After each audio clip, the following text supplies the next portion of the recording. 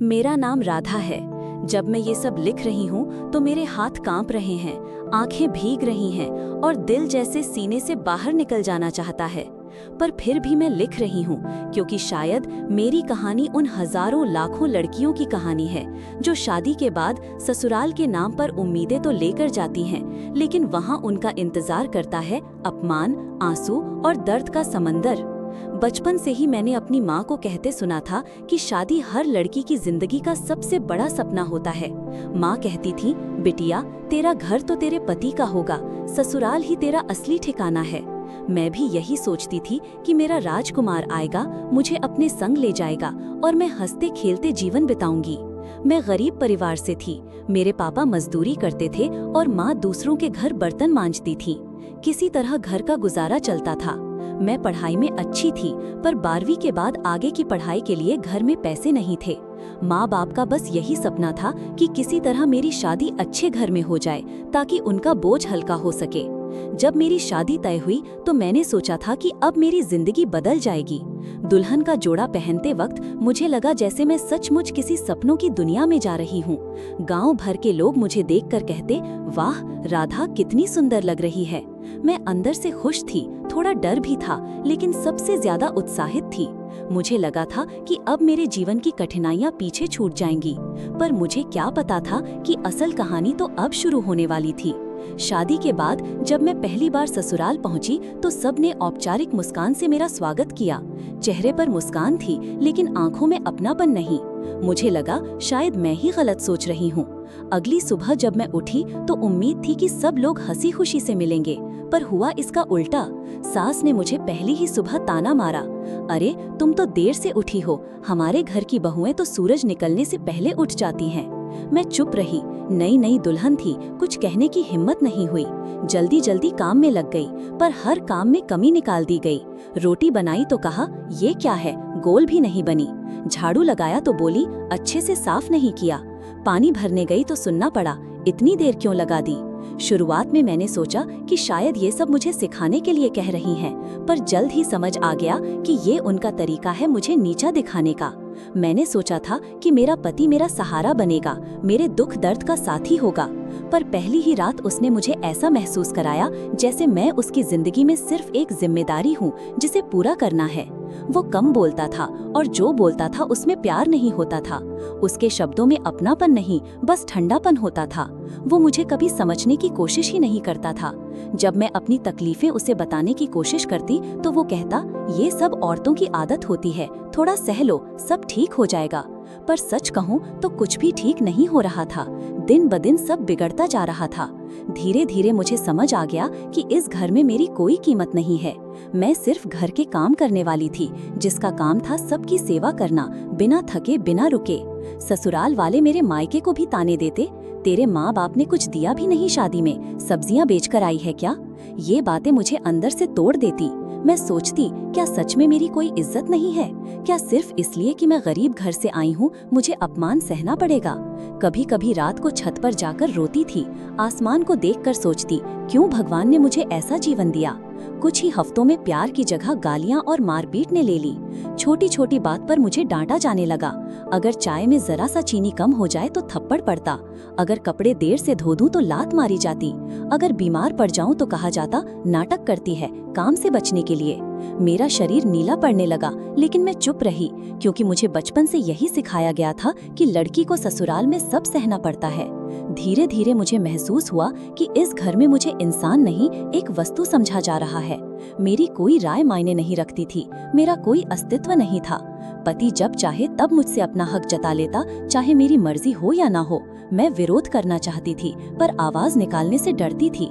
डर था कि अगर मैंने कुछ कहा तो शायद और बुरा होगा। हर दिन मैं भीतर से मल रही थी। मेरी हंसी, मेरी मासूमियत, मेरी उम्मीदें सब खत्म हो चुकी थीं। सबसे दर्दनाक बात ये थी कि मेरी आवाज कोई सुनना ही नहीं चाहता था। मायके में भी जब मैंने माँ को फोन पर बताया कि मुझे ताने दिए जाते हैं तो माँ ने कहा, बिटिया ये सब तो शादीशुदा जीवन का हिस्सा होता है, सहन करना सीख ले, औरत का यही धर्म है। मैं टूट गई थी। जिस माँ को मैंने अपना सहारा समझा था वही मुझे चुप रहने की सलाह दे रही थी। अब मैं अकेली थी, सचमुच अकेली। मैंने सोचा था कि शादी एक सपना होती है, पर अब महसूस कर रही थी कि मेरे लिए ये सपना नहीं बल्कि एक लंबा न खत्म होने वाला दुस्वप्न है। दिन बीत रहे थे, पर हर दिन मेरे लिए एक सजा बन चुका था। सुबह से रात तक काम, काम और बस काम, और काम के बीच अपमान, ताने और गालियाँ।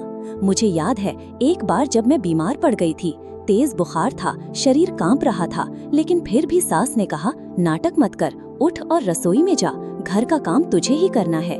मैंने कांपते हाथों से आटा गूंथना शुरू किया, पर अचानक चक्कर खाकर गिर पड़ी।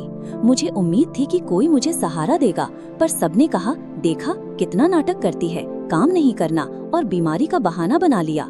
उनकी बातों से ज्यादा दर्द उनके बेरहम दिलों ने दिया। मेरे पति दिन ब दिन और बेरुख होते जा रहे थे। शादी के शुरुआती दिनों में कम से कम बात तो कर लेते थे, लेकिन अब वे भी सिर्फ हुक्म सुनाते, पानी लाओ, कपड़े धो दो, मोबाइल चार्ज कर दो, इतनी ही बातें। न कोई अपनापन, न कोई चिंता। अगर मैं कभी थक कर कह देती कि आज बहुत थक गई हूँ, तो वो कहता, औरतें थकने के लिए नहीं बनी है, सेवा करने के लिए बनी है। उनके शब्द मुझे अंदर तक चोट पहुंचाते थे। मुझे लगता था जैसे मैं कोई इंसान नहीं बल्कि बस एक नौकरानी हूँ जिसे इस घर में कैद कर दिया गया है।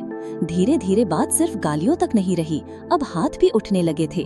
कभी मामूली गलती पर थप्पड़, कभी लात, कभी बाल पकड़कर घसीटना। मैं अपने ही घर में पराई हो गई थी। रातों को जब सारे सो जाते तो मैं धीरे धीरे आंसू बहाती, तकिए में मुंह छिपाकर रोती ताकि कोई सुन न ले। समाज और चुप्पी।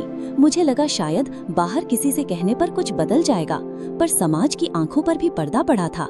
एक बार मैं पड़ोस की औरत से बोली, दीदी मुझे बहुत तकलीफ होती है, ये लोग मुझे मारते हैं।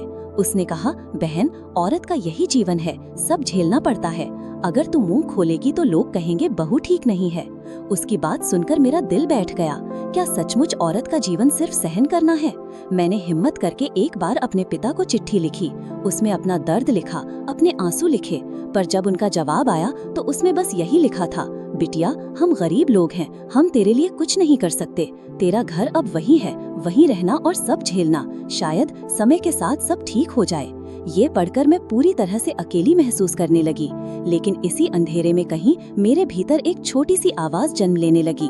वो आवाज कहती थी, राधा तू कमजोर नहीं है, तेरे साथ जो हो रहा है वो गलत है, तू इंसान है, खिलौना नहीं। अगर तू चुप रही तो ये लोग तुझे पूरी तरह मिटा देंगे। मैंने पहली बार महसूस किया कि अगर मुझे अपने लिए जीना है तो मुझे लड़ना होगा। एक दिन जब सास ने मुझे सबके सामने ताना मारा, तू तो निकम्मी है, तेरे जैसी बहू तो हमने कभी नहीं देखी, तो मैंने कांपते हुए जवाब दिया, मैं निकम्मी नहीं हूँ, मैं इंसान हूँ और मैं भी सम्मान की हकदार हूँ। पूरा घर हैरान रह गया। उन्होंने मुझे उस दिन बहुत मारा पीटा, पर मुझे पहली बार लगा कि मैंने अपनी आवाज निकाली। अब मैं समझ चुकी थी कि अगर मैंने अपनी जिंदगी ऐसे ही बर्बाद होने दी तो एक दिन मैं बिल्कुल खत्म हो जाऊंगी। मेरे भीतर एक नई ज्वाला चल चुकी थी। मैंने सोचा मुझे अपनी किस्मत खुद लिखनी होगी, चाहे रास्ता कितना भी कठिन क्यों न हो, मैं अब और नहीं सहूंगी। अब मैं खुद से सवाल करने लगी थी, क्यों सिर्फ औरत से उम्मीद की जाती है कि वो सब कुछ सह ले? क्यों मेरी खुशी मायने नहीं रखती? क्या मैं इंसान नहीं हूँ? इन सवालों ने मुझे भीतर से बदलना शुरू कर दिया।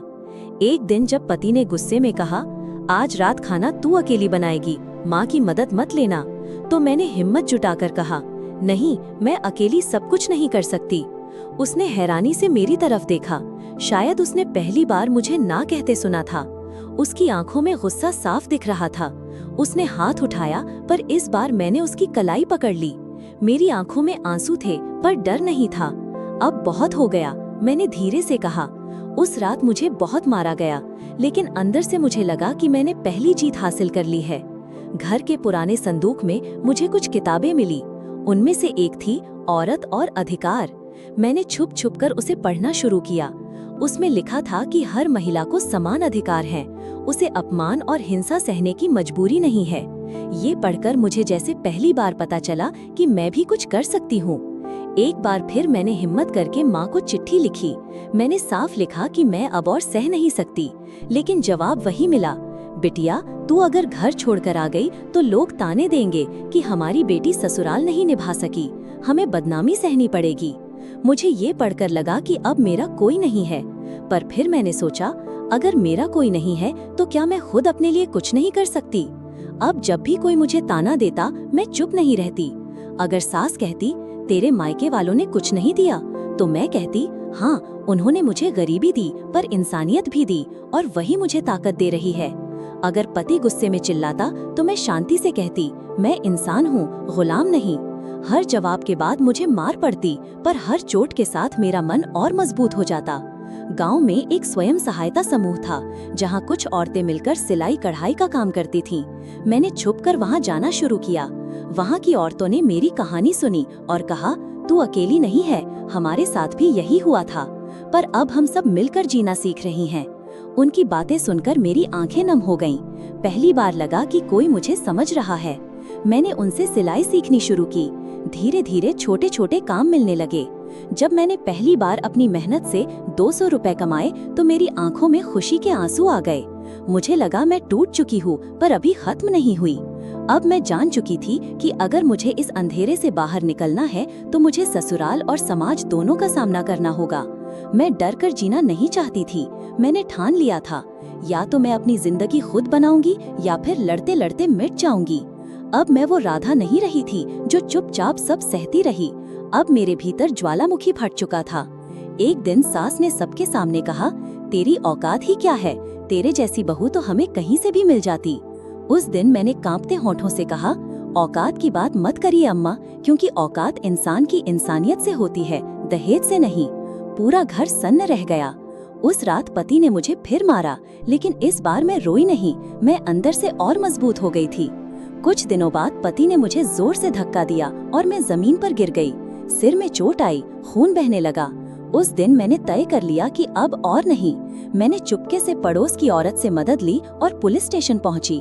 थरथराते हाथों से शिकायत दर्ज करवाई। पुलिस ने घर आकर सबको चेतावनी दी। ससुराल वालों की आंखों में पहली बार डर दिखा। गांव में बातें फैल गईं।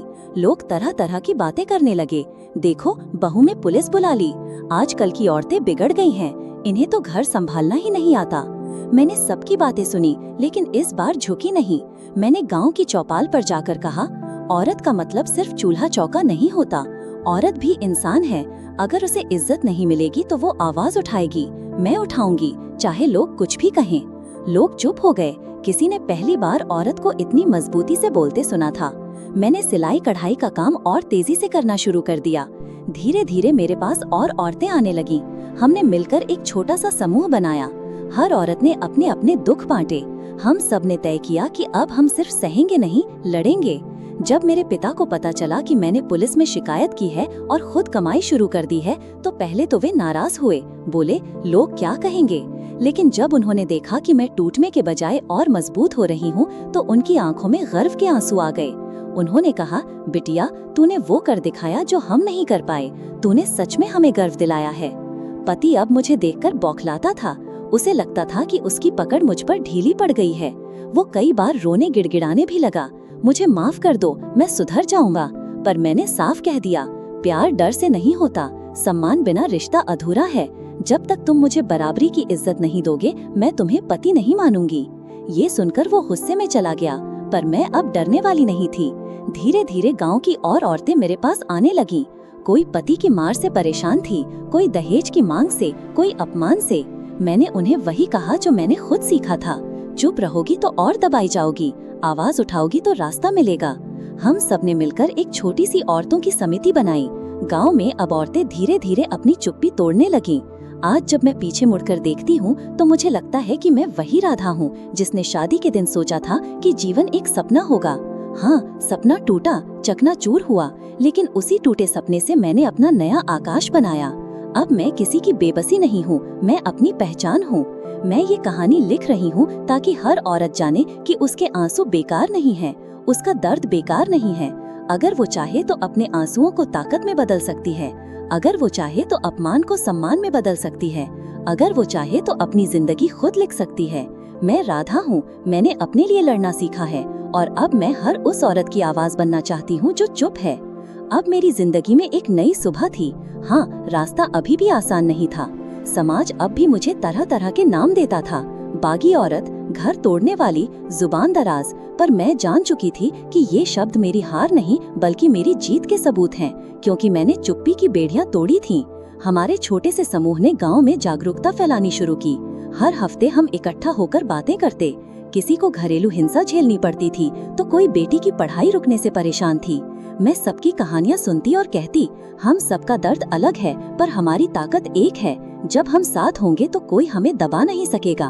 धीरे धीरे हमारी आवाज गांव से निकलकर पास के कस्बे तक पहुंच गई। एक बार गांव की ही एक लड़की को दहेज के लिए ससुराल वालों ने तंग करना शुरू किया। लड़की के माँ बाप डर के मारे कुछ बोल नहीं पा रहे थे। हम औरतों ने मिलकर पंचायत बुलाई। मैंने पंचायत में खड़े होकर कहा, अगर दहेज लेने वाले लोग औरत को सताएंगे तो हम सब उनकी बहू बेटियों की तरह चुप नहीं रहेंगे, हम कानून का सहारा लेंगे। उस दिन पंचायत ने पहली बार लड़की के ससुराल वालों पर जुर्माना लगाया। वो हमारी पहली जीत थी। जब पापा ने ये सब सुना तो पहली बार उन्होंने मुझे गले लगाया और कहा, बिटिया तूने हमारी सोच बदल दी, तूने हमें सिखाया कि बेटी बोझ नहीं सहारा होती है। उनकी आंखों में जो गर्व था उसने मेरी सारी पीड़ा को ताकत में बदल दिया। मेरे पति अब भी मुझे झुकाना चाहते थे, कभी रोते कभी गुस्से में धमकाते, लेकिन मैं अब उनका डरपोक खिलौना नहीं थी। मैंने साफ कह दिया, जब तक तुम मुझे बराबरी का सम्मान नहीं दोगे मेरे जीवन में तेरी जगह नहीं। वो समाज के सामने कमजोर पड़ गया और लोग समझ गए कि अब औरतें चुप रहने वाली नहीं हैं। आज मैं सिर्फ राधा नहीं हूँ, मैं उन औरतों की आवाज हूँ जो वर्षों से खामोश थीं। मैं उन लड़कियों की उम्मीद हूँ जिन्हें लगता था कि शादी के बाद जिंदगी खत्म हो जाती है। मैं उन बेटियों की ताकत हूँ जिन्हें समाज बोझ समझता है। मेरी कहानी सिर्फ मेरी नहीं है, यह हर उस लड़की की कहानी है जो अपने सपनों के साथ ससुराल जाती है और वहाँ अपमान पाती है। पर मैं ये कहना चाहती हूँ, अगर तुम्हें अपमान मिले तो सहना मत, आवाज उठाना, क्योंकि औरत की चुप्पी ही उसकी सबसे बड़ी कैद है।